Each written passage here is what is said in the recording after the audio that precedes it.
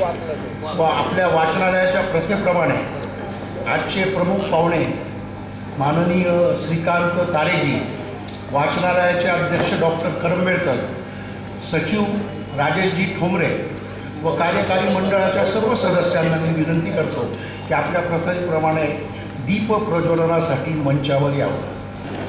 आणि त्याचप्रमाणे आमचे मनीषजी शाह जे या संपूर्ण व्याख्यानमालेचे निमंत्रक आहेत ते पण आलेले, त्यांना पण मी विनंती करतो की त्यांनी यावं आणि नंतर मंचवर बसावं.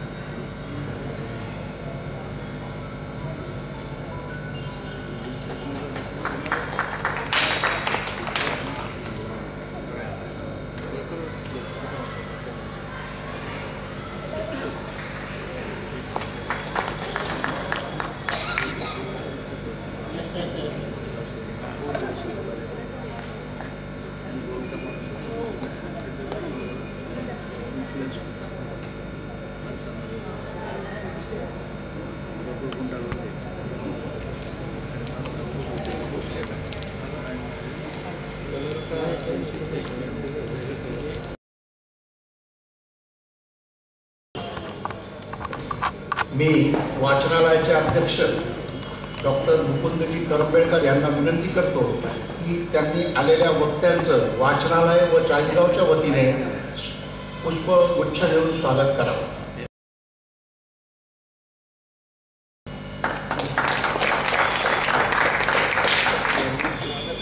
त्याचप्रमाणे वक्त्यांबरोबर मॅडम पण आलेले आहेत, तर त्यांचं पण आपल्या वाचनालयाच्या वतीने स्वागत करतो. डॉक्टर शुभांगी पूर्णपात्र यांना बोलतो की त्यांनी सौ तारे मॅडम यांचं आपल्या वाचनालयाच्या वतीने स्वागत करावं.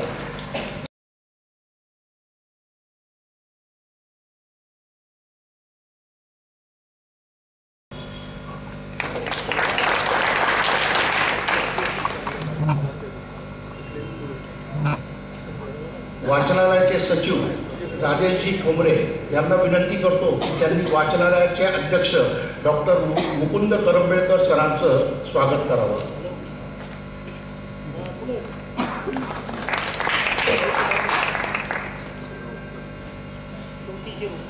या व्याख्यानमालेचे निमंत्रक माननीय मनीष शहाजी यांचं राजेश ठोंबरे सर हे स्वागत करतील.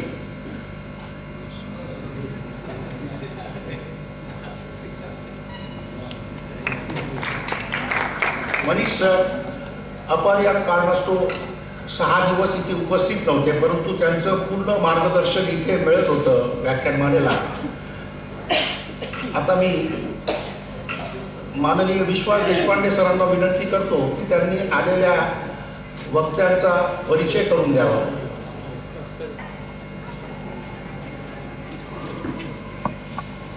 सन्माननीय व्यासपीठ आणि उपस्थित सज्जनो, नमस्कार. आज जे व्याख्याते आपल्यामध्ये उपस्थित झाले आहेत त्याचा परिचय करून देण्याचं काम माझ्याकडे आहे. पहिल्यांदा मला हे सांगितलं पाहिजे की मागच्या म्हणजे 2-3 महिन्यापूर्वी जळगावला एक साहित्य संस्कृती मंच या नावाचा व्हॉट्सअप ग्रुप आहे. त्या ग्रुपचे सरप्रमुख आहेत आजचे वक्ते आदरणीय प्राध्यापक डॉक्टर श्रीकांत तारे सर. आणि त्यांनी जळगावला एक गेट टुगेदर वजा साहित्य संमेलन घेतलं आणि मलाही त्या ठिकाणी त्यांनी बोलवलं होतं. मी गेलो आणि त्याचं आयोजन नियोजन पाहून खरोखर आश्चर्यचकित झालो. आपल्या सगळ्यांना सांगायला आनंद वाटतो आणि आश्चर्य सुद्धा असं वाटेल की महाराष्ट्रासहित 4 राज्यातले मराठी भाषिक लोक, मराठी वाचक या जळगावच्या त्या साहित्य संमेलनासाठी किंवा गेट टुगेदरसाठी आले होते. प्रसिद्ध कवी अशोकजी नायगावकर, अरुणजी म्हात्रे हे त्या ठिकाणी प्रमुख अतिथी होते. अरुणभाई गुजराती होते, विधानसभेचे माजी अध्यक्ष, आणि अशोक जैन होते. तर अशा सगळ्यांच्या मान्यवर मंडळींच्या उपस्थितीमध्ये 2 दिवसाचा अतिशय सुंदर कार्यक्रम त्यांनी घेतला. हे अतिशय व्यासंगी, मितभाषी आणि मृदू स्वभावाचं व्यक्तिमत्व आज आपल्याला प्रमुख अतिथी म्हणून लाभलेलं आहे. त्याचा परिचय या ठिकाणी माझ्याकडे आहे, 2 पानात तो परिचय आहे. पण सरांनी मला स्ट्रिक्टली सूचना दिलेली आहे की माझा परिचय थोडक्यात 4-5 वाक्यामध्येच करून द्या. म्हटलं पण तरी आमच्या श्रोत्यांना कळलं पाहिजे की आजचे वक्ते जे आहेत ते कोण आहेत किंवा काय त्याचा परिचय आहे. म्हणून एक काही गोष्टी या ठिकाणी सांगणं आवश्यक आहे, त्या दृष्टीने मी सांगतो. सर, त्याचं पहिलं हे सांगायचं म्हणजे खानदेश एज्युकेशन सोसायटीचं जे इंजिनिअरिंग कॉलेज आहे त्यामध्ये ते प्राध्यापक आहेत. त्याचं शिक्षण MTech आणि PhD आहे आणि अनेक आंतरराष्ट्रीय जर्नल्समधून त्यांचे शोध निबंध प्रकाशित झालेले आहेत. सरांच्या नावावरती आजवर एकूण 350 कथा लिहिण्याचा विक्रम, 350 कथा त्यांनी लिहिलेल्या आहेत आणि त्यांच्या कथांचं वाचन अनेक मान्यवरांनी केलेलं आहे. त्याचप्रमाणे महाराष्ट्रातली आणि इतरही जी नामवंत अशा प्रकारची मासिकं आहेत, दिवाळी अंक आहेत, वृत्तपत्र आहेत, या सगळ्यांमधून त्यांच्या कथा, त्यांच्या कविता आणि त्यांचे लेख हे वेळोवेळी प्रकाशित झालेले आहेत. त्यांनी विविध अशा वृत्तपत्रांमधून स्तंभलेखन सुद्धा केलेलं आहे. त्यानंतर सुप्रसिद्ध गायिका शोभा चौधरी यांच्या मर्मबंधातली ठेव या नाट्यसंगीताच्या जवळपास 25 पेक्षा अधिक प्रयोगांचं अत्यंत यशस्वी असं सूत्रसंचलन सरांनी केलेलं आहे. अनेक काव्य संमेलनाचं सूत्रसंचलन त्यांनी केलेलं आहे. 20 नाटकांच्या जवळपास 150 प्रयोगातून रंगमंचावर त्यांनी अभिनय केलेला आहे. आणखी सांगायला आनंद वाटतो की 2 चित्रपटांना त्यांनी संवाद लेखन केलेलं आहे.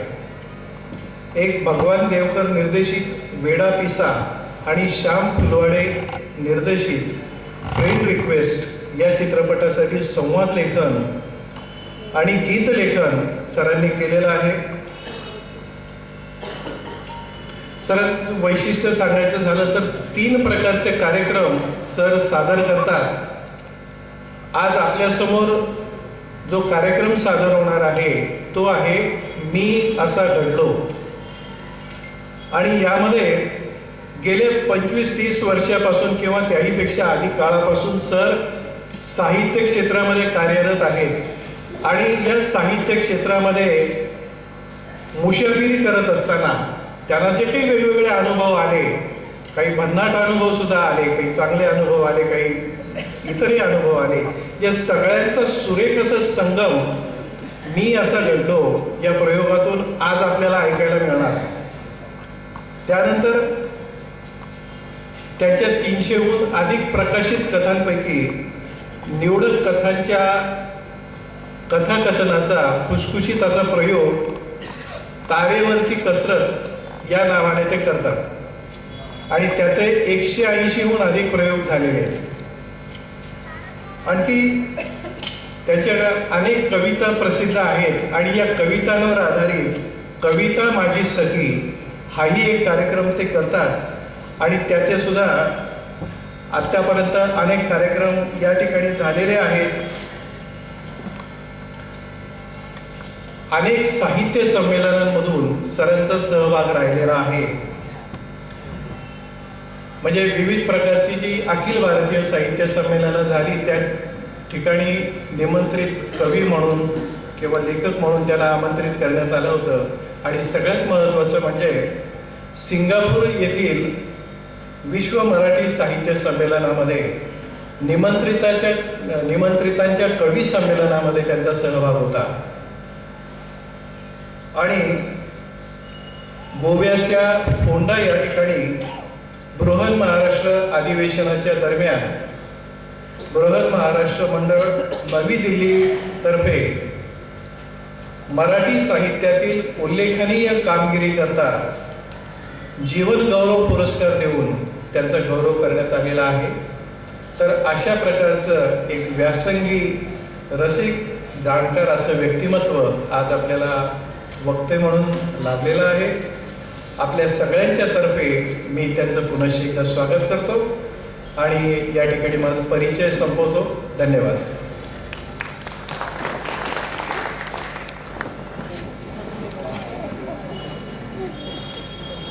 वाचनालयाचे अध्यक्ष डॉक्टर करंबेळकर साहेब, आमचे मित्र विश्वास देशपांडे साहेब, सर्पमित्र, आजच्या कार्यक्रमाचे प्रायोजक शहा साहेब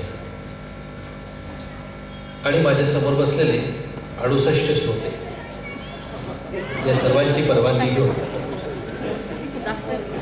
मी असा घडलोयाच्या 46व्या प्रयोगाला मी सुरुवात करतो. मंडळी, मी जेव्हा हा कार्यक्रम संपूर्ण सादर करणार आहे त्या दरम्यान याच्यात बऱ्याचदा मी येणार आहे बरं का. अर्थात हा जेव्हा मी येणार आहे तेव्हा ह्याच्यात कुठेही मीपणा नाही. मी एक अतिशय सामान्य, साधारण, समाजाचं ऋण डोक्यावर असताना आणि ते जाणून घेणारा असा एक साधारण, अतिसाधारण लेखक आहे. परंतु माझा प्रवास एकूण उलगडून दाखवायचा असेल तर त्याच्यातला मी हा अपरिहार्य आहे. त्याच्यात कुठेही मीपणाचा गंध नाही, एवढं मात्र नाही. आता जरी माझी साठी उलटली असली तरी प्रत्येक तरुणाप्रमाणे मी पण माझ्या साहित्यिक वाटचालीला कवितेपासून सुरुवात केली. परंतु एक जाणवणं सुरुवात करताना की कवीला इतर मंडळी फार घाबरतात. कवी म्हटलं म्हणजे आपल्या जवळ नको असं वाटायला लागतं. आमच्या इकडे एक कवी यायचे, बऱ्यापैकी तेव्हा सिनियर होते, म्हणजे मी 25चा असेल आणि ते जवळजवळ 60चे असते. ते जेव्हा कवी यायचे आमच्या घरी, कविता म्हणायचे, तेव्हा इतर सगळे हळूहळू दिसतायचे आणि मी त्यांच्या तावडीत सापडायचा लहान असल्यामुळे. आणि त्यांना घाबरत का होईना त्यांच्यासारखी कविता आपल्याला करता यावी यासाठी मी एक साधारण कविता केली. असं तरुणपणात जशा कविता करतात तशा. थोडंसं घाबरलो होतो त्यांना, त्यांच्या कवितांना पण घाबरायचं. आणि मी उगीच डायरीमध्ये एक कविता लिहिली.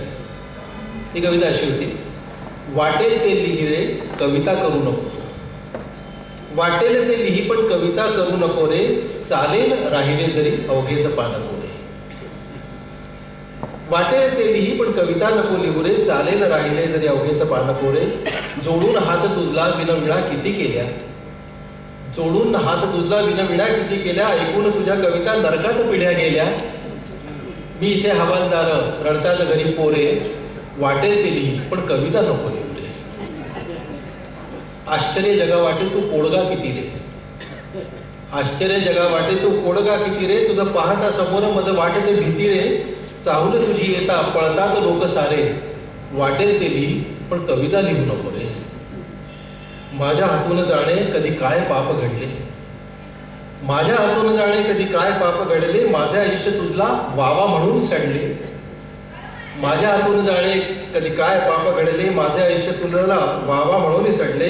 तू सांग कुणी भरले डोक्यात तुझ्या वारे, वाटेल ते लिही पण कविता नको करू रे. चालेल राहिले जरी अवघेची पानं कोरे.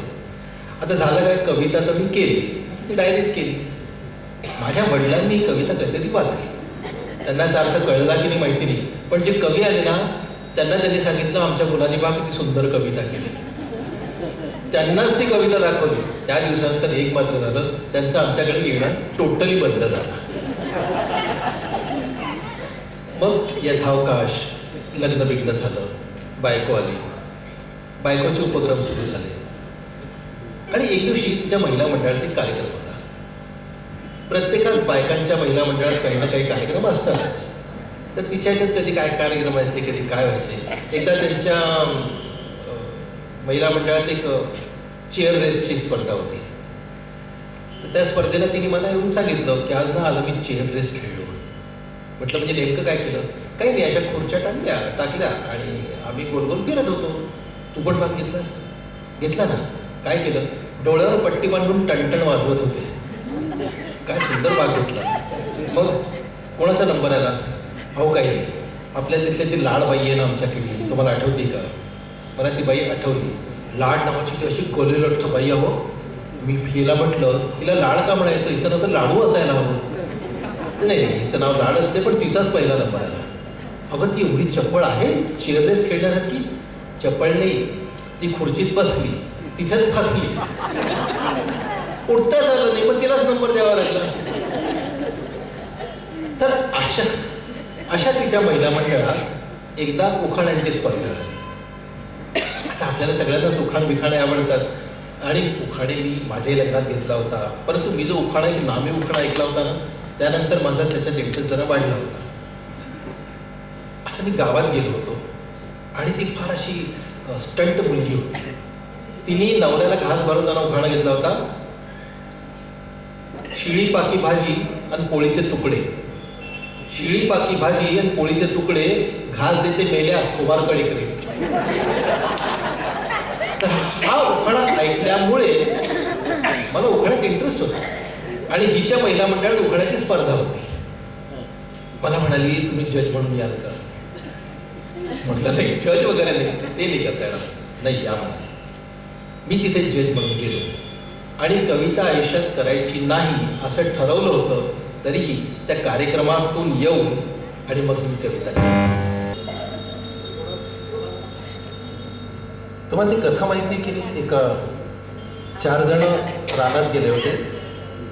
ऐकली असेल पण तुमच्याही काही जणांनी करत.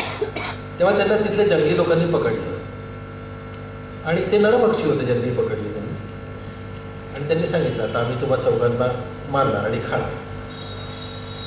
हे चौघं प्रचंड घाबरले. मारणार इथपर्यंत ठीक, पण आपल्याला कोणी खाणार आहे ही कल्पनाच होऊ शकत.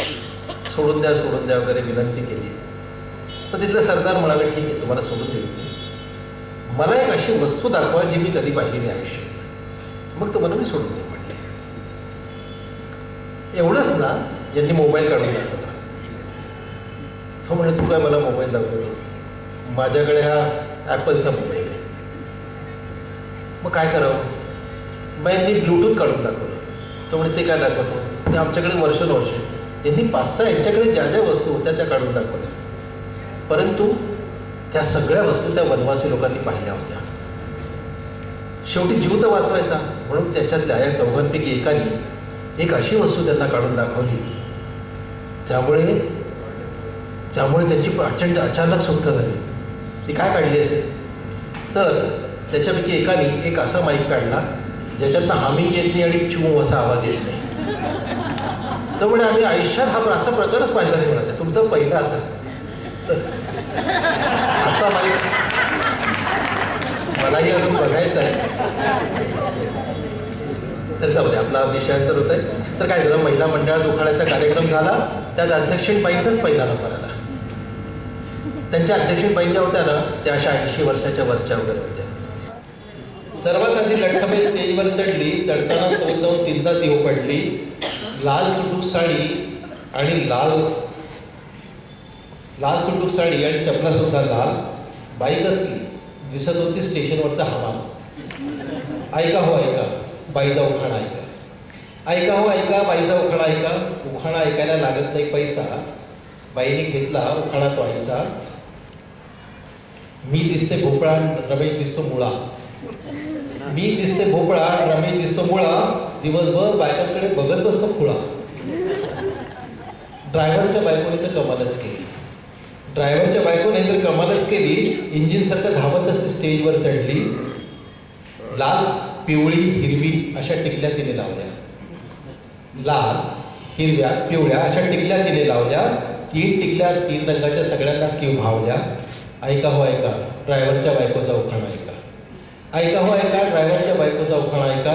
उखाणा ऐकायला लागत नाही पैसा, ड्रायव्हरच्या बायकोने घेतला उखाणा तो ऐसा. जळलं मेलं लक्षण मी कसला नवरा केला. जळलं मेलं लक्षण मी कसला नवरा केला. लाल लिपस्टिक लावलं की तिथेच थांबतो मेला. आता मात्र उखाण्याला उठली नवी नवरी. आता मात्र उखाण्याला उठली नवी नवरी. माईक हाती घेतात ती झाली गावरी गावरी. श्रोत्यांमध्ये तिचा मित्र समोर होता बसला. श्रोत्यांमध्ये तिचा मित्र समोर होता बसला. तिला पाहून ओळखीनं खुदकन तो हसला. ऐका हो ऐका, नवरीचा उखाणा ऐका.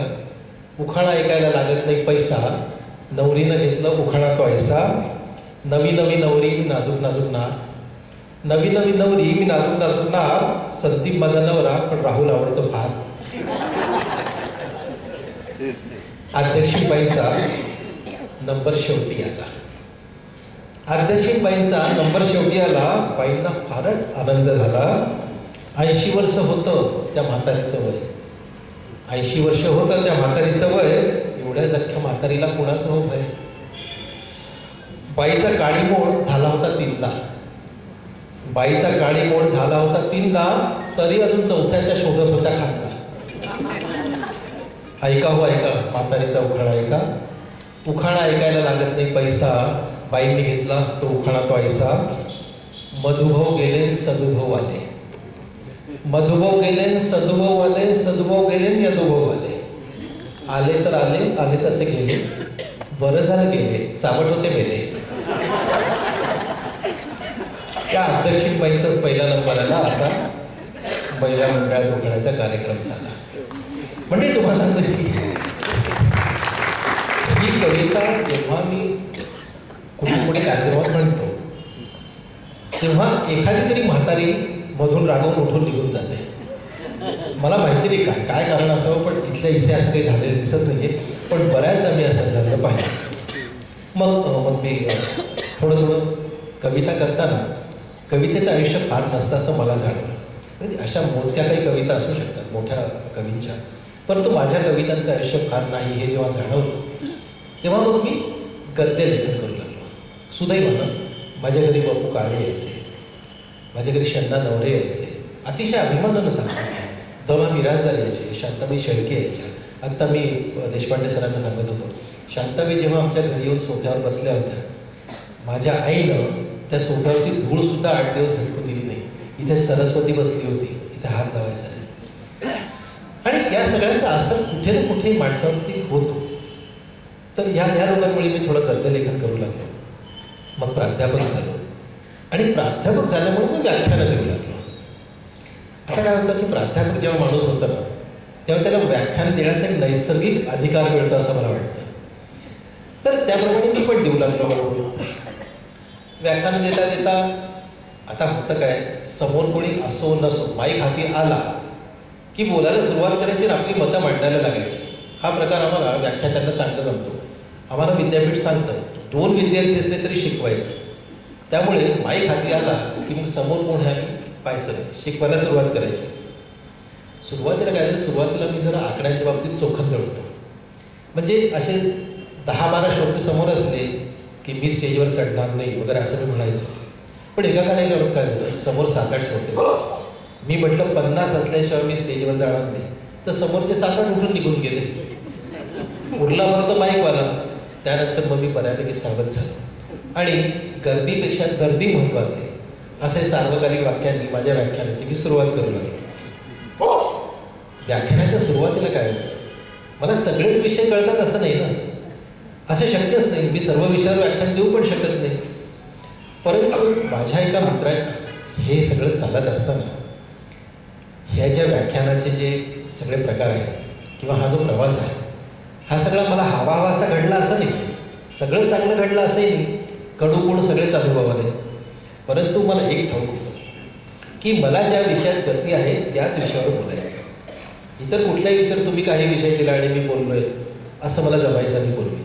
पण माझ्या एक मित्राने सांगितलं असं नको करू रे, कुठल्याही विषयावर बोलायला सुरुवात कर. कुठल्याही म्हणजे अरे कुठल्या म्हणजे कुठल्याही.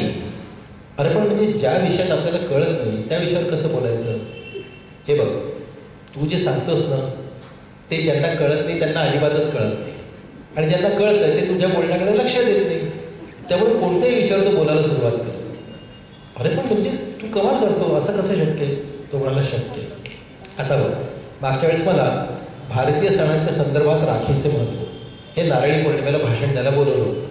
तर मी मनगटावर बांधणारा राखीपेक्षा राखी सावंतवर बोललो, आणि लोकांना ते आवडलं. लोकांना जे आवडतं ते बोलावं. अरे तुझं म्हणणं कबूल आहे बाबा मला, परंतु आपल्याला विषय दिला कावळ्याचा, आपण चिमणीवर नाही बोलू शकत ना. तो म्हणाला हेच तुला सांगायचं, बोलू शकतो. संपूर्ण तुला कावळ्याबद्दल माहिती आहे ना, तर तू कावळ्याबद्दल संपूर्ण व्याख्यान दे आणि शेवटी सांग की चिमणी अशी नसते, संपलं. अरे त्याचा हा गुरुमंत्र मी जपून ठेवला बरं का, आणि हळूहळू मला आवडेल असंच करायला सुरुवात केली. म्हणजे मी अक्षरशः तुम्हाला सांगतो की मग मी फ्रान्सचं येत्या दशकातलं अर्थशास्त्रीय भविष्य इथपासून ते फाल्गुनात केळीची लागवड आणि त्याची सिंचन पद्धती अशा कुठल्याही विषयावरती भाषण केलं. आता मी त्याच्यानंतर माझ्या व्याख्यानांना सुरुवात झाली. मग त्यात मी चहावर नुसतं मानधन घेऊन, बटाटा वेफर्स खाऊन, नुसती कॉफी पिऊन, एखाद्या सुंदरीच्या स्मिता खातर असे अनेक व्याख्याने दिली. त्याच्यानंतर एका ठिकाणी मला नुसते शाल आणि श्रीफळ दिलं. मग जाम नर्वस झालं. घरी आलो, तिने त्याच नारळाची मस्त कोथिंबीर आणि लसूण घालून चटणी दिली आणि मी माझा सगळा उदासपणा विचार चटकून टाकले. पण कुठल्याही विषयावर भाषण द्यायचं हे जेव्हा मला कळलं तेव्हा मग मी पुढे एकदा गंमत केली बरं का. मग कुठल्याही विषयावर कसं वळवता येईल हे मला कळायला लागलं. एकदा एका कार्यक्रमात मला रामायणातला आवडता प्रसंग या विषयावर बोलायला बोलवलं. मी रामायण जेवढं लहानपणी वाचलं किंवा गोष्टी रूपाने वाचलं तेवढंच वाचलं नाही. मग मी माझ्या सासऱ्यांकडे गेलो. त्यांना म्हटलं रामायण द्यावं. ते म्हणाले जावई बाबू, रामायण समजून घेण्यात माणसाचं आयुष्य संपतं, तुम्ही 2 दिवसात काय दिवे लावणार आहात? त्यांनी तरी रामायण दिलं. मी घरी आलो, त्याला फुलं वाहिली, उदबत्ती लावली आणि ठेवून दिलं. दुसऱ्या दिवशी भाषणामध्ये राम जेव्हा रावणाचा वध करून श्रीलंकेहून निघतात तेव्हा त्यांचं विमान, पुष्पक विमान बिघडलं आणि ते रिपेअर हनुमंतांनी कसं केलं. तर मी मेकॅनिकल इंजिनियर आहे, त्यामुळे विमानाच्या बद्दल मला बऱ्यापैकी माहिती आहे. मी त्या विमानावरती भाषण ठेवलं आणि तुम्हाला सांगतो रामायणावर इतकं वैज्ञानिक भाषण आजपर्यंत कुणीही केलं नाही असे श्रोते मला सांगत होते. दुसऱ्या दिवशी जेव्हा मी माझ्या सासऱ्यांना रामायण परत केलं आणि तुमच्यामुळे मी रामायण भाषण देऊ शकलो असं म्हटलं तेव्हा त्यांच्या डोळ्यात जावई माझा भला हे मला अगदी स्पष्ट दिसून येतं. म्हणजे एक सांगतो, पण व्याख्यान देताना ना तुमच्याकडे बरेच व्याख्यान देणारे लोक असतील. काही गोष्टींना मी अगदी आराखडे बांधून ठेवलेले. मुख्य म्हणजे काय, मराठीत जेव्हा व्याख्यान द्यायचं असतं ना तेव्हा कधीही चांगला वेश करून जाऊ नये, गबाळा वेश करून जावा. म्हणजे चुरगळलेला पायजमा आणि असं चुरगळलेला खादीचा शर्ट, झब्बा वगैरे असला ना तर सोन्यावर पिवळं. एकदा हे बावडट ध्यान स्टेजवर उभं राहिलं की काय बोलणार आहे देव जाणे असं श्रोते आपल्याकडे पाहतात. मग ते थोडं जरी बरं भाषण झालं तर दिसतो इतका बावडट नाही असं त्यांचं जे फिलिंग असतं. त्यातून जर तुम्ही सूट पॅन्ट असं घालून गेला आणि भाषण जरा जर बिघडलं मग लोक चहाला सुद्धा नंतरच्या विचारात नाही, हा माझा अनुभव. दुसरं, प्रत्येक 2 वाक्यांनंतर कुठेतरी विनोदी वाक्य पेरायचा प्रयत्न करा. अगदी दुखवट्याचं भाषण वगैरे असलं तर गोष्ट वेगळी. एरवी दुसऱ्या महायुद्धात हिटलरची भूमिका या विषयावर सुद्धा भाषण देताना हशाने टाळ्या घेणारे वक्ते मी पाहिले आहेत. जळगावलाच एक वक्ते आले होते, त्यांनी हिटलर जेव्हा जळगावला आला होता तेव्हा आम्ही त्याला भरीत करून खाऊ घालतो होतो असं म्हटलं.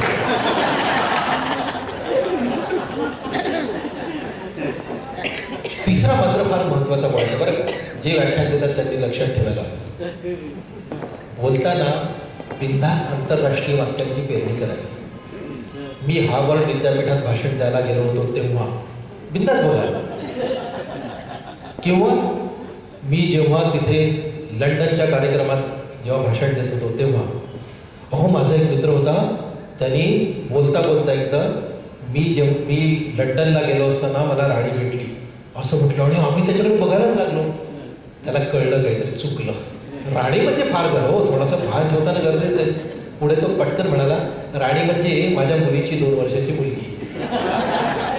ती मला तिथे भेटली, ते बरं झालं. तुम्हाला अगदीच जर असं इंग्लंड अमेरिकाच्या जर संकोच होत असेल ना, तर बिंदास सांगावं, मी जेव्हा दुबईला बुर्ज खलिफावर उभा होतो तेव्हा तो बुर्ज खलिफा मला सह्याद्रीच्या तुलनेत उजा वाटत होता. तुम्हाला सांगतो, असं सह्याद्री बियाद्री म्हटलं ना, शिवाजी महाराज सह्याद्री, हमखास टाळी मिळणार याची मी लिहून गॅरंटी देऊ शकतो. निसंकोच असे वाक्य पेरावे. तुम्हाला सांगतो, कुणीही आपला पासपोर्ट तपासायला येत नाही. आपले व्याख्यान मात्र उगाच भाव खाऊन जातं. अगदी शब्देवर सांगतो, आपल्याला म्हणजे मला व्याख्यान देण्याची जेवढी गरज असते तेवढी व्याख्यान घेणाऱ्याला आणि ऐकणाऱ्यांनाही त्याची गरज असते. त्यामुळे घेण्यापेक्षा देणं श्रेष्ठ आहे. मी व्याख्यान देतो, जे व्याख्यान देतात ते व्याख्यान ऐकणाऱ्यांपेक्षा श्रेष्ठ असं समजायचं. बरोबर, ह्याच्यातही लक्ष ठेवायचं. कार्यक्रम घेताना सुद्धा एकदम घाई करायची नाही. कोणी विचारलं की वेळ आहे का, हो म्हणायचं नाही. 2 दिवसात सांगतो असं म्हणायचं आणि दुसऱ्या दिवशी होकार कळवून टाकायचा. रिस्क घ्यायची नाही. अशी आणि समाजाला उपकृत करायचं, ज्यांना कार्यक्रम हवा त्यांना उपकृत करायचं आणि असं पुढे जात जायचं. हे व्याख्यान देतानाचं लक्षात ठेवायचं. ते अशी मी व्याख्यानं देऊ लागलो. व्याख्यानं देता येता काय व्हायचं, मधून मी म्हणजे कविता पण करायचं, ते गरजेचं होतं. कविता काही कारणाने कविता घडायची, लेखन मात्र रेग्युलर व्हायचं. मग दरम्यान एक कॉलम मिळाला, तो कॉलम ह्याच्यामध्ये तरुण भारतमध्ये, त्यांनी माझा उत्साह वाढला, गद्य लेखन वाढलं. दरम्यान 100 कथा पूर्ण झाल्या होत्या. कविता मात्र मी अधूनमधून लिहायचो, काही प्रासंगिक. तर माझी एक नवीन लग्न झालेली भाची आली होती. कसं काय चाललं तुझं? एकदम छान. पण मामा, एक प्रॉब्लेम सगळ्यात मोठा आहे, मला पाऊस इतका आवडतो रे, आणि माझ्या नवऱ्याला अजिबात पाऊस आवडत नाही. मी हे वाक्य डोक्यात ठेवलं आणि अचानक एक दिवस ही रचना घडली. सरीवर सरी श्रावण सरी. तीच म्हणते तिला पाऊस फार आवडतो, नवऱ्याला आवडत नाही. मग ती म्हणते, सरीवर सरी श्रावण सरी, मी भिजते पावसात, राव बसले घरी. सरीवर सरी श्रावण सरी, तुला पटलेलं दिसतंय हा? सरीवर सरी श्रावण सरी, मी भिजते पावसात, राव बसले घरी. मामा, 4 थेंब डोक्यावर, नाक लागलीच गळतंय. 4 थेंब डोक्यावर, नाक लागलीच गळतंय, ध्यान आमचं ढग पाहूनच घरामध्ये पळतंय. 4 थेंब डोक्यावर, नाक लागलीच गळतंय, ध्यान आमचं ढग पाहूनच घरामध्ये पळतंय. पावसाकडे बघत मस्त भजी बिजी खायची. पावसाकडे बघत मस्त भजी बिजी खायची. पुरक्या मारत कपातली गरम कॉफी प्यायची. यांच्या मेलं बोडक्यावरचं कानटोपीच निघत नाही. यांच्या मेलं बोडक्यावरची कानटोपीच निघत नाही. पळसं होईल म्हणून सगळं ढगाकडे बघत नाही. यांच्या मेलं बोडक्यावरची कानटोपीच निघत नाही. पळसं होईल म्हणून साधा पावसाकडे बघत नाही. नुसते ढग गळगळले की यांची धडधड वाढते. नुसते ढग गळगळले की यांची धडधड वाढते. माझी सासू लागली यांची दृष्टबिष्ट काढते. सरीवर सरी श्रावण सरी, मी भिजते पावसात, राव बसले घरी. सरसरणाऱ्या पावसात भिजता भिजता अय्या 7 रंग उधळी इंद्रधनू आलाय. 7 रंग उधळी इंद्रधनू आलंय. भिजत होता अंग, आता मनही चिंब झालंय. यांचं थोबाड असं जणू घरचं कोणी केलंय. थेंब थेंब पावसाचा माझ्या मनामध्ये हसतो. यांना मात्र रस्त्यावरचा चिखल फक्त दिसतो. यांच्या हातात छत्री पाहून माझा जीव जळतो. पाऊस सुद्धा यांना पाहून लांब लांब पळतो. सरीवर सरी श्रावण सरी, मी भिजते पावसात, राव बसले घरी. मग तिचं काय म्हणणं आहे? नवरा कसा हवा? संगे पावसामध्ये भिजणारा. नवरा कसा हवा? संगे पावसामध्ये भिजणारा, बाहेर पेटून घरी माझ्या मिठीमध्ये भिजणारा. नवरा कसा हवा? संगे पावसामध्ये भिजणारा, बाहेर पेटून घरी माझ्या मिठीमध्ये भिजणारा. 6 ऋतू सोहळ्यावाणी मस्त साजरे करणारा. 6 ऋतू सोहळ्यावाणी मस्त साजरे करणारा. 12 महिने सतत माझ्या मागे पुढे फिरणारा. ऊन पाऊस थंडी सारे माणसासाठीच असतात. ऊन पाऊस थंडी सारे माणसासाठीच असतात. लांब ठेवलं त्यांना तर ते आपल्यावरच रुसतात. निसर्गाच्या सान्निध्यात तिने त्रिकाळ न्हावं, सरते शेवटी निसर्गाचा भाग होऊन जावं. सरीवर सरी, श्रावण सरी, आम्ही दोघं भिजतो पावसात, सासू सासरे बसले घरी. असा जो शेवट होता. खूप खूप खूप मजा आहे. अशात खूप गंमत व्हायची. आणि मग काय झालं, मध्यंतरी मी नाशिकला बदलून गेलो. आधी इंदोरला राहायचा, मग नाशिकला गेलो. आता नाशिकला काय गंमत झाली, मी गेल्या मी गेलो ते तिथले शैलेंद्र तानपुरे आहेत, नाशिकच्या महाराष्ट्र टाईम्सचे संपादक. त्यांना भेटलो. ते म्हणाले, हो मी तुमचे कथा काही वाचल्या. मला महाराष्ट्र टाईम्सच्या दिवाळी कथा आल्या होत्या. ते म्हणाले, मी वाचलंय, तुम्ही आमच्यासाठी कॉलम लिहाल का? म्हटलं लिहूया. आनंदच आहे, लेखकाला कोणी असं विचारणं आनंदाचं वाटतं. तर मी कॉलम लिहायला लागलो. पण लिहिण्याचं निश्चित झालं, लिहू लागल्यापेक्षा 4च दिवस झाले होते, त्यामुळे मी पेपर वगैरे पण लावला नव्हता. पण आम्ही काय सकाळी उठायचा, बाहेर फिरायला जायचा, ही झोपलेली असायची बरं का, त्याच्यासमोरच सांगतं. आणि मग येताना पेपर विकत घेऊन यायचा. तेव्हा तिथे लोकमत मिळायचं, तिथे लोकमत घेऊन यायचं. मी येईपर्यंत ही उठलेली असायची, मग हिच्यासोबत दुसरा चहा. पण तर पेपरवरनं भांडणं व्हायची. तुम्हाला सांगतो, आमच्या लग्नाला 35 वर्ष जरी झाली, पण आम्ही अजून पेपरला भांडतो. म्हणजे मई जे पान वाचतो तेच हिला हवं असतं नेमकं, अजूनही असं घडतं. पण मग आम्ही थोडा वेळ भांडतो. मग पेपर म्हणजे पुरुषांची मक्तेदारी वगैरे असंही म्हणते. पण शेवटी चला, पेपर आपला भांडतोय म्हणजे आपल्या दोघांनाही वाचनाचा वेळ आहे, असा त्याचा तो शेवट होतो. तर एक दिवशी मी असंच फिरायला गेलो होतो, तर तो पेपर वाटताना तो कोऱ्या मोटरसायकलवरती येताना मला दिसला. असा तरुण होता. मला आश्चर्य वाटलं. पेपर वाटणारे कोऱ्या म्हणजे मला 12-15 वर्षाची मुलं असतात, पण तो तरुण होता. मी त्याला म्हटलं इकडे. त्याने काय केला, त्याने एक पेपर घेतला, त्याला अक्षरशः त्याला एक रबर मारलं आणि 5व्या मजल्यावर फेकला. हो, तर त्याचा नेम कोण, मी थक्क झालो. रजनीकांत सुद्धा करू शकत नाही असं त्याने केलं त्या दिवशी. मग त्याला म्हटलं, माझ्या घरी पेपर टाकशील का? टाकेल की, पहिल्याच मजल्यावर घर होतं माझं. म्हटलं कुठला पेपर हवा आहे? मी म्हटलं, मला महाराष्ट्र टाइम्स हवा आहे. महाराष्ट्र टाइम्समध्ये माझा तो पाहायलाच लागला, हा कुठला पेपर सर? म्हटलं, महाराष्ट्र टाइम्स. महाराष्ट्रात राहणाऱ्या, नाशिकला राहणाऱ्या पेपरवाल्याला महाराष्ट्र टाइम्सचं नाव माहिती नाही? मला आश्चर्य वाटलं. त्याचं डोकं मात्र हा कुठला नवीन पेपर याचा शोध घेण्यात व्यस्त होता. शेवटी मलाच दया आली. म्हटलं, जाऊ दे, तुला नाही माहिती का? तुझ्याकडे नाही येत का? तुझ्याकडे कोणते पेपर येतात? मग ढाब्यावरती आपण गेलो की तो माणूस कसं सांगतो, वेटर चिकन काजू करी, मलाई कोफ्ता, रोटी, दाल, चहा, भाज्या, अशा त्यांनी वेगाने 5-6 नावं सांगितली. आणि तो अचानक म्हणाला, सर एक काम करा, तुम्ही कुठून मुंबईहून आला का? त्याला असं वाटलं मी मुंबईहून आलो.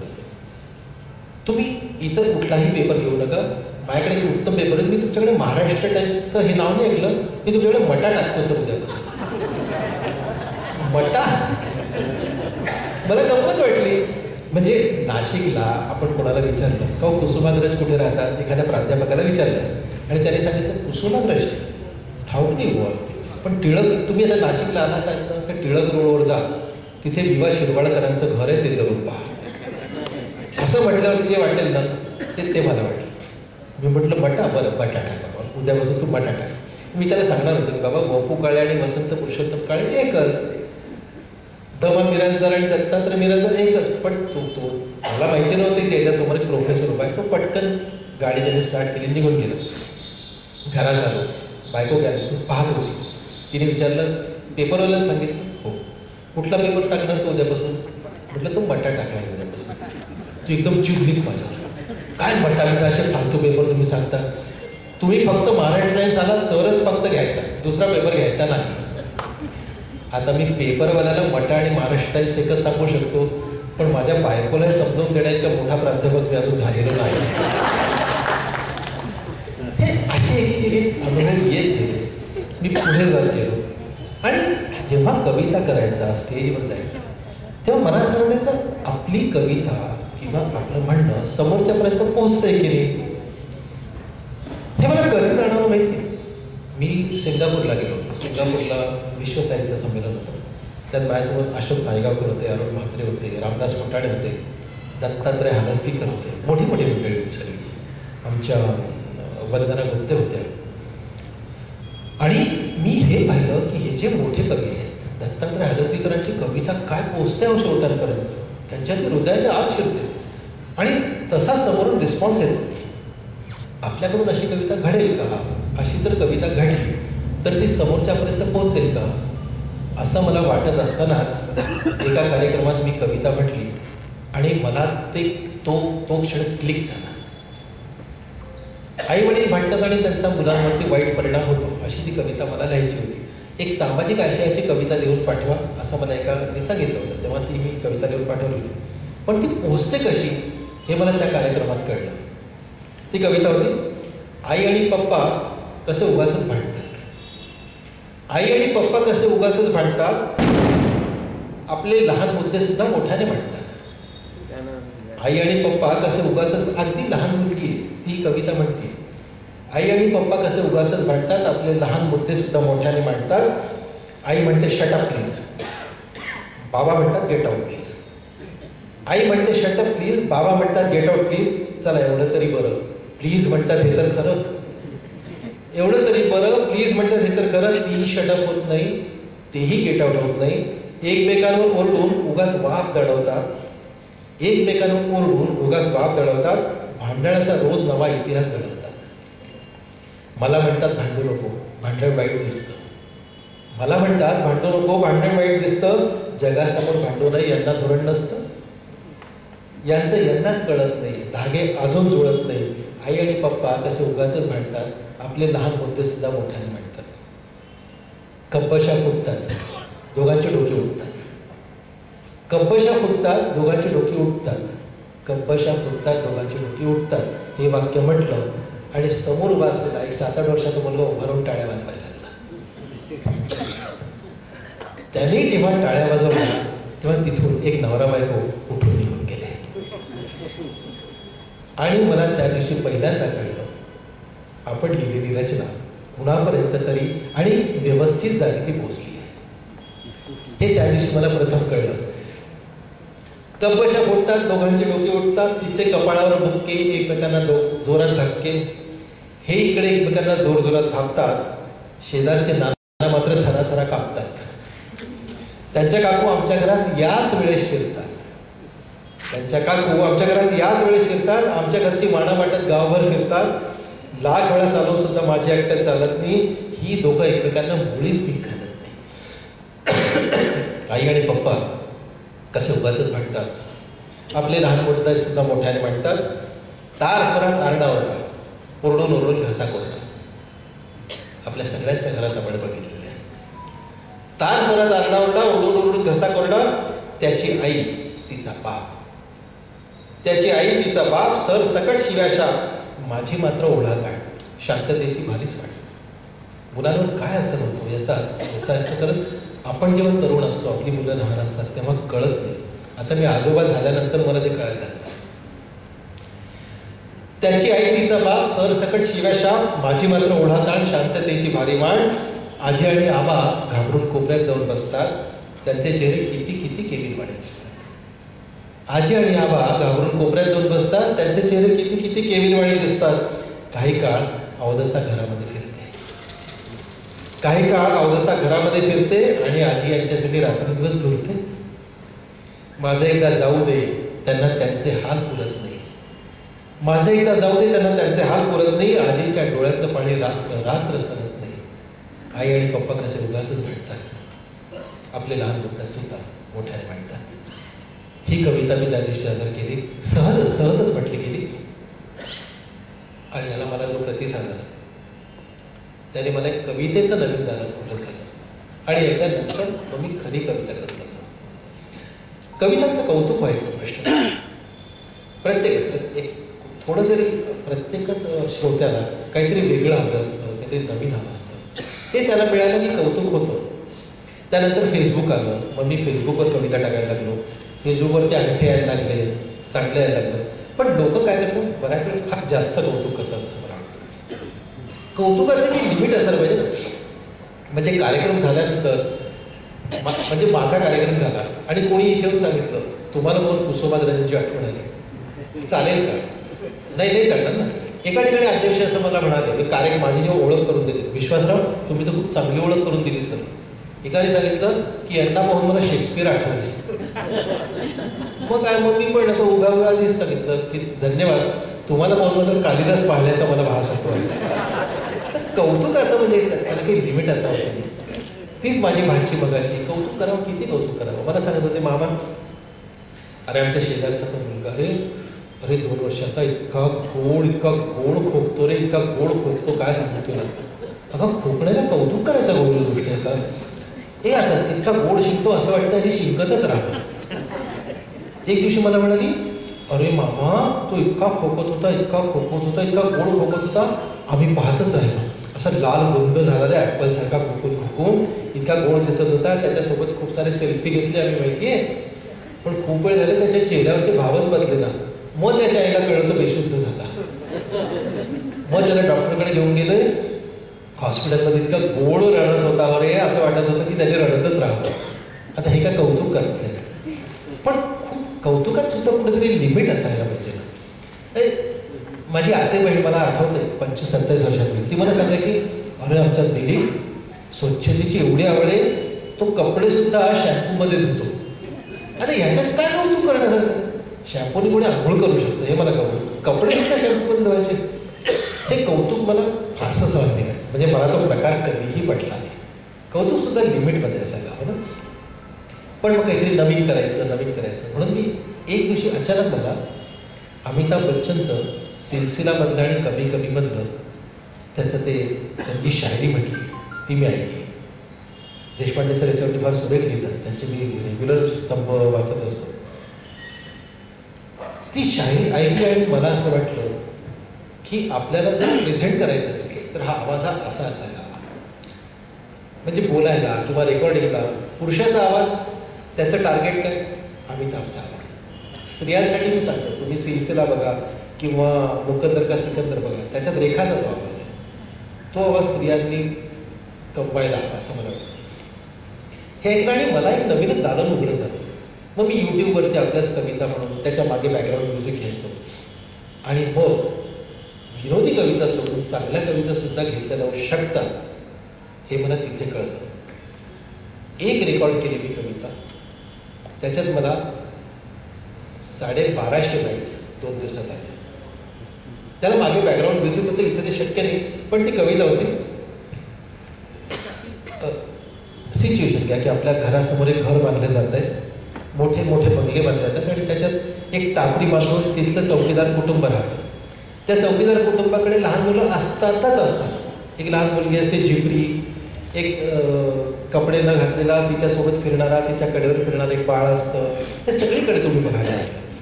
त्या मुलीवर मी लिहिलं होतं, त्याला मग बॅकग्राऊंड म्युझिक वगैरे केलं. तिनं केला हट्ट नवीन कपड्याचा. त्या मुलीने केला हट्ट नवीन कपड्यांचा. तेव्हा बाप म्हणाला तिला, बाळा नवीन कपडे घालू नकोस, बाळा नवीन कपडे घालू नकोस. लहानांनी पांघरावी जुनी वस्त्र नवीन कपड्यात असतात न दिसणारे किडे. नवीन कपड्यात असतात न दिसणारे किडे, ते चावतात कुठेही केव्हाही. आणि तिला वेळीला ते खरंच वाटलं. तिला हवी होती बाहुली जत्रेच्या फळीवर मांडलेली. तेव्हा आजी म्हणाली तिला, ही बाहुली होते राक्षस रात्री आणि बोकांडी बसते माणसाच्या. आपण आणावी वेचून 4 दगड रस्त्यावरून आणि खेळत राहावं त्यांच्यासोबत. वाईट असतात बाजारची खेळणी. आणि तिला वेळीला ते खरंच वाटलं. तिला खायची होती दुकानातली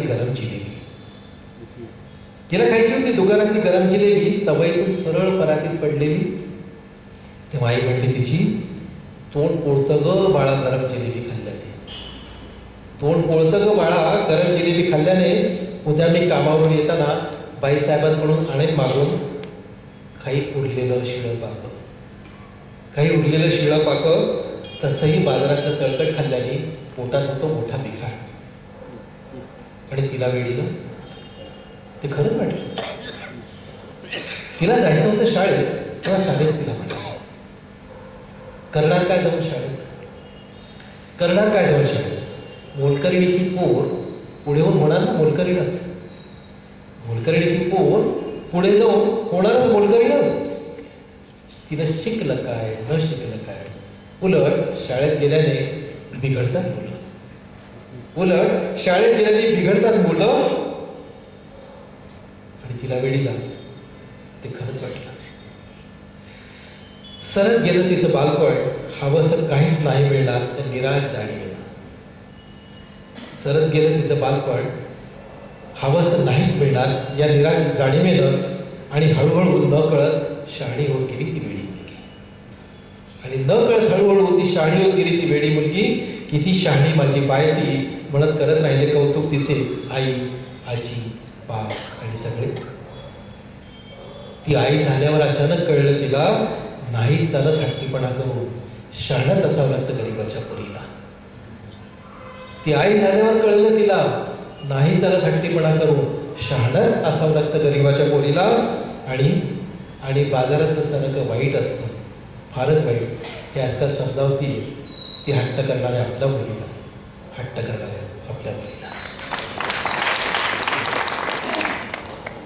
ही कविता म्हटली गेली आणि मग मला जाणवलं.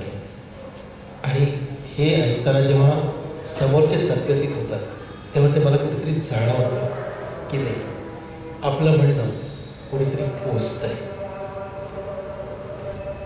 हे जे पोचणं असतं हे कुणाही लेखकासाठी हे अतिशय महत्त्वाचं असतं. हे महत्त्वाचं पोचतं तुमच्यापर्यंत पोचतं याचा मला खरंच आनंद असतो. मग सर आपल्याला कार्यक्रम किती वेळाचा करायचं? 60 ते 70 मिनिटं. हां, आता 50 मिनिटं झाले म्हणून मी विचारलं.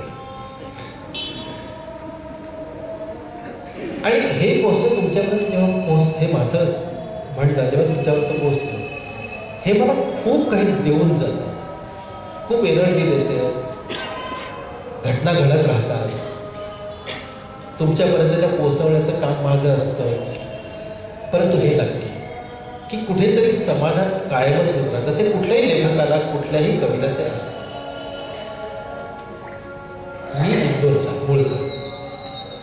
लोक विचारतात की तुमचं मराठी असं कसं, चांगलं कसं? मग मराठी वाचन झालं. मराठी वाचन कसं होऊ शकलं? हे अजय आहे काय? मी थांबलो होतो, माझ्यावरती आक्षेप येईल की आजान चालू होतं तेव्हा मुद्दाम थांबला. तर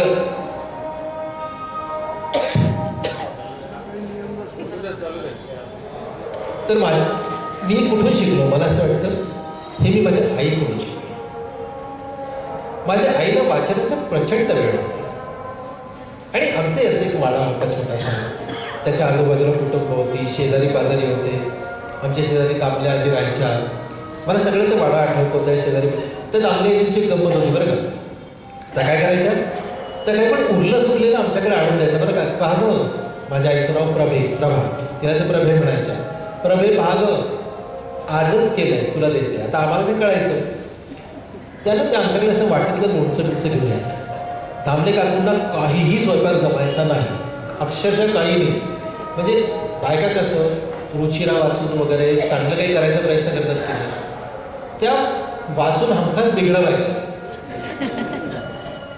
त्यांनी एकदा आमच्याकडे असे ढोकळे आणून दिले होते. ते ढोकळे आणले, ते आम्ही खाल्ले.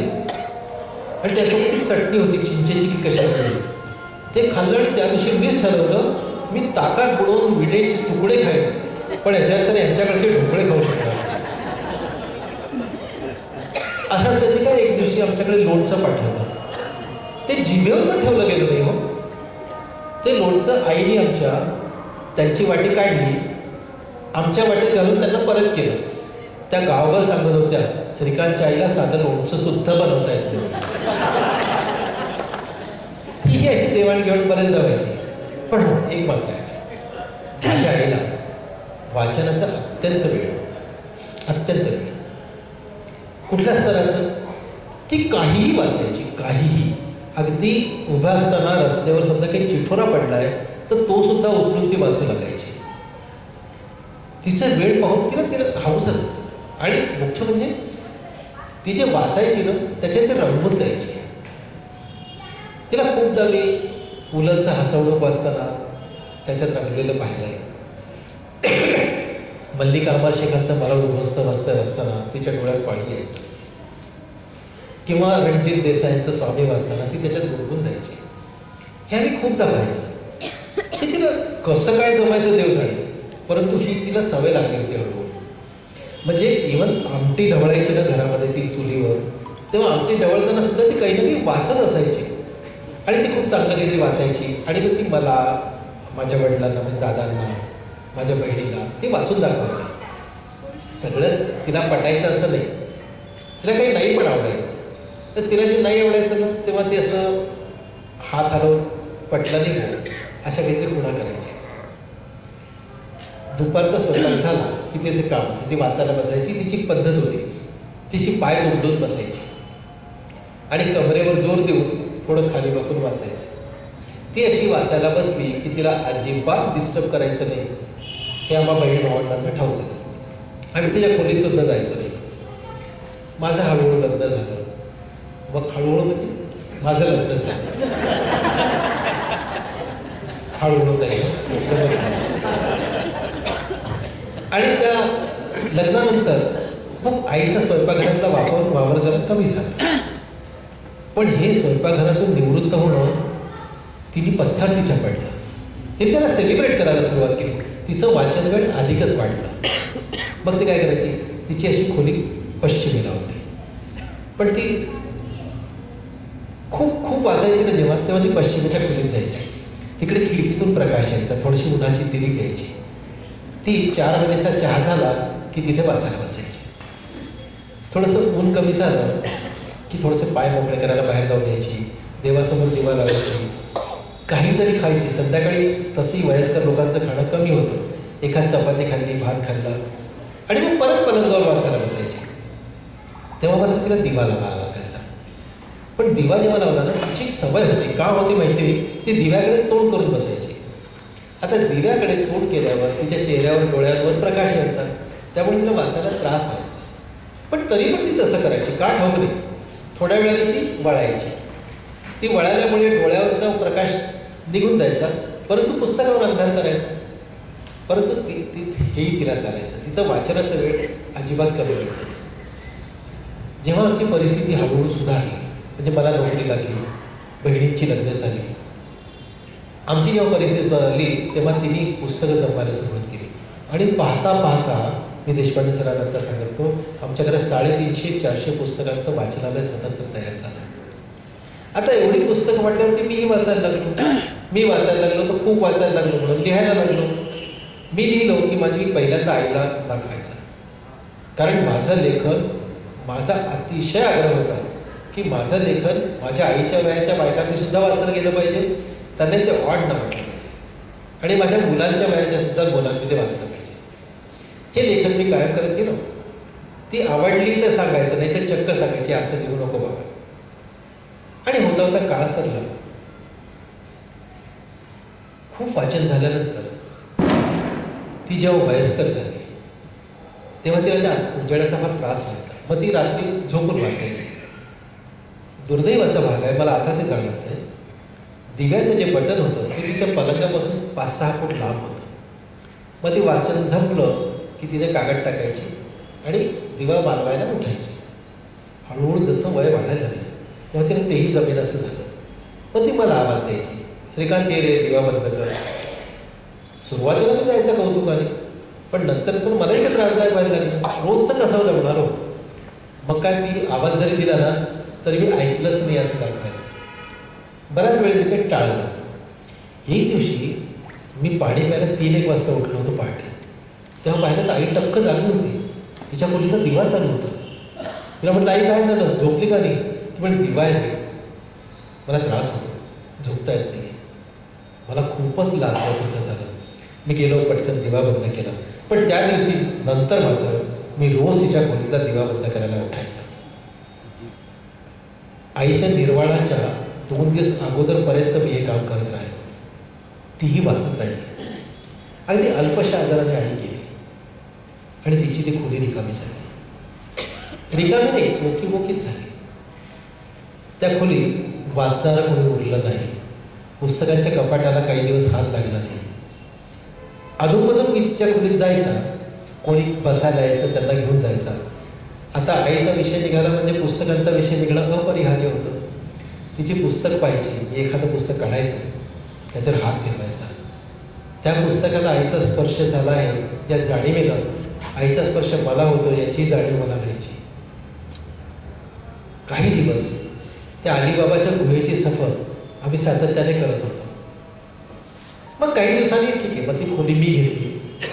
बायकोला म्हटलं आपली बेडरूम ठीक आहे वेगळी, पण आपण मी झोपायच्या आधी पुस्तक वगैरे वाचायला इथे यायचं. पहिल्या दिवशी काय झालं, मी पुस्तक वाचायला बसलो आणि पुस्तक वाचताना माझ्याही डोळ्यावर उजेड आला, तिच्या डोळ्यावर प्रकाश यायचा तसा माझ्याही आला. मला त्रास व्हायला लागला. मी सरळ उठलो आणि बाहेरून वाचायला लागलो. दुसऱ्या दिवशी काय डोक्यात आलं माझ्या, मी इलेक्ट्रिशियनला बोलावून घेतलं. मला हवा तसा दिवा करून घेतला. माझं जिथे डोकं असायचं तिथे दिवा केला. बटन माझ्या हाताला लागेल असं करून घेतलं भिंतीला. आता मी काय झोपल्या झोपल्याच दिवा बंद करू शकतो, झोपल्या झोपल्या दिवा चालू करू शकत होतो. डोक्याशी दिवा होता, त्यामुळे पुस्तकावर अंधार पडायचा नाही, माझ्या डोळ्यावर प्रकाश यायचा नाही. सगळं कसं सोयीस्कर झालं. 300 रुपये फक्त खर्च केले मी आणि केवढी सोय करून घेतली. मी बायकोला आवाज दिला, ती धावत आली. तिला म्हटलं बघ काय सोय केली. दिवा लावून दाखवला, मालवून दाखवला. तिने पण तोंडावर हात ठेवला. तो मी खरंच की काय उत्तम सोय केली. आई असत्या तेव्हा झाली असती तर बरं झालं असतं नाही, असं ती म्हटली आणि माझ्या पोटात प्रचंड खड्डा पडला. ही दिव्याची सोय करून घेणं आई होती तोवर मला सुचलं नाही. पैशाचा प्रश्नच नव्हता. फक्त आपल्यासाठी आपल्या मुलांनी काही केलं आहे याचं समाधान तिच्या चेहऱ्यावर मला बघायला मिळालं असतं ना. वाचनासारख्या ईश्वर प्रदत्त वेळापायी तिला मी वाटेल ते बोलायचा.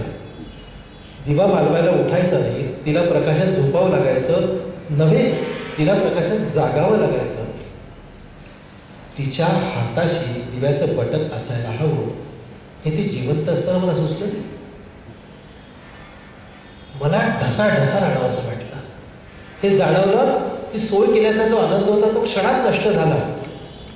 ढसाढसा रडावंसं वाटलं. असं वाटलं आपण आत्तापर्यंत जेही शिकलो, जेही पद मिळवलं त्याची माती झाली. जगासाठी काहीही केलं आणि आईसाठी एवढंच करू शकलो नाही हे जाणवलं. पण तडफडत राहिलो. आई निघून गेली हो. आता काय करणार. माणसं गेल्यानंतर पस्तून फायदा नसतो हे कळलं त्या क्षणी.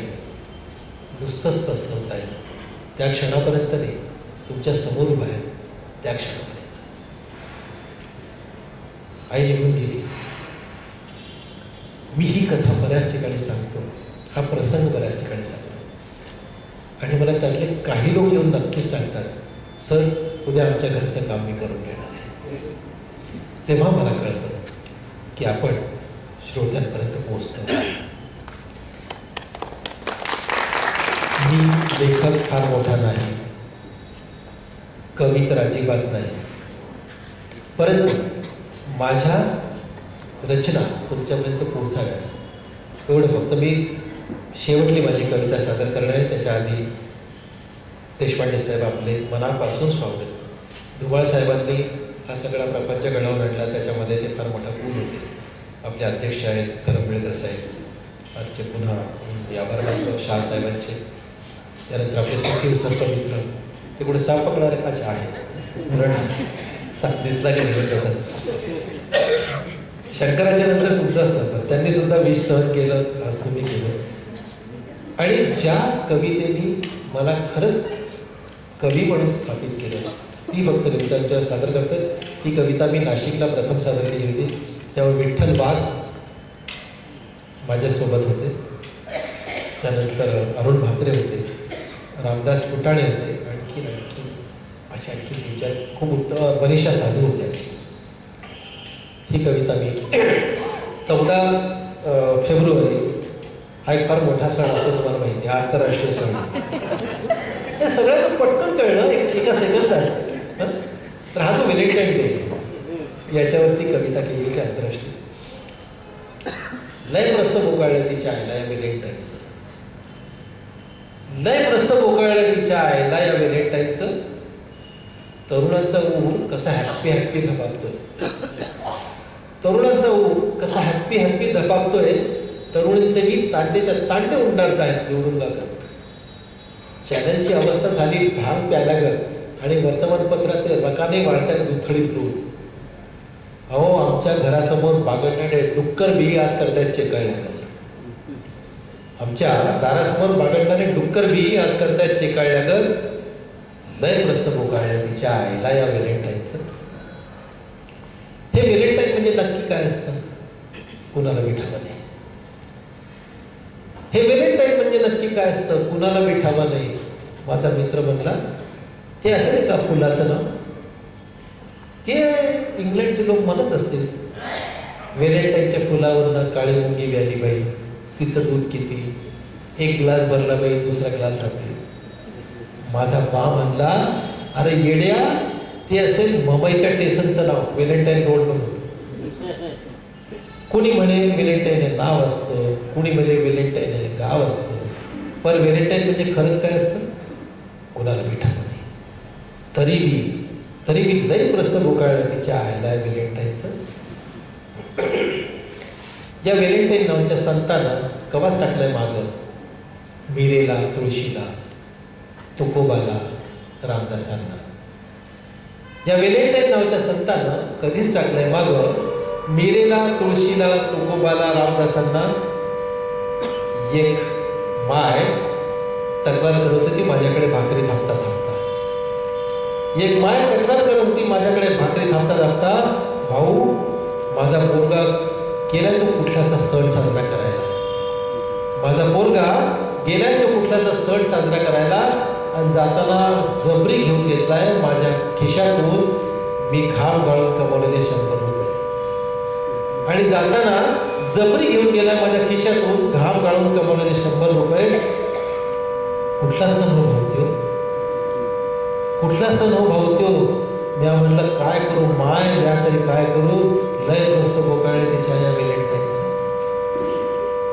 माझ्या बाची आई मोजत होती शेवटला घटका. माझ्या बाची आई मोजत होती शेवटला घटका. तेव्हा माझ्या बाचा बा बसून होता तिच्या उशाशी 3 रात्र उपाशी. तेव्हा माझ्या बाचा बा बसून होता तिच्या उशाशी 3 रात्र उपाशी. आणि ती जेव्हा झाली विलीन शून्यात तेव्हा टिपूसही नाही काढलं त्याने डोळ्यातनं. तेव्हा टिपूसही नाही काढलं त्याने डोळ्यातनं. बघत राहिला शून्यात दिसता आणि झाला विलीन पाठोपाठ त्याच शून्यात दुसऱ्याच दिवशी. आणि झाला विलीन त्याच शून्यात दुसऱ्याच दिवशी. त्यानं नव्हता ऐकला वे सुद्धा व्हॅलेंटाईनचा. त्यानं नव्हता ऐकला वे सुद्धा व्हॅलेंटाईनचा. पण जसं जगायचं असतं स्वच्छंद पाखरासारखं कुणातरी सोबत हे ठाऊक आहे व्हॅलेंटाईनच्या शिष्यांना.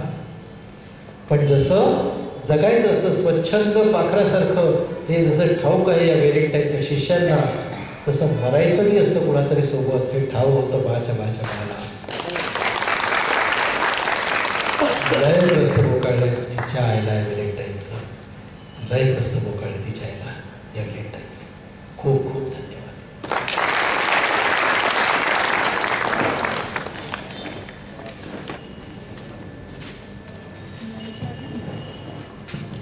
आदरणीय मंच, उपस्थित सभी सज्जनों, सप्रेम नमस्कार।